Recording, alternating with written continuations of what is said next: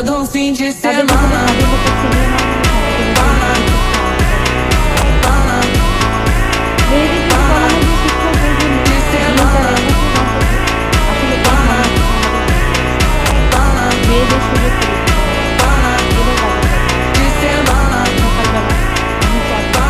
সকালবেলা আমাকে চা নাস্তা লাগবে। সকালবেলা ঝরঝরে ১ কাপ দুধ চা করে নিলাম।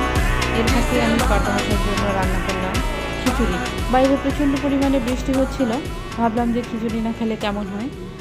সবাই বৃষ্টির দিনে খিচুড়ি খায়, আমরাও না হয় খাই আজকে।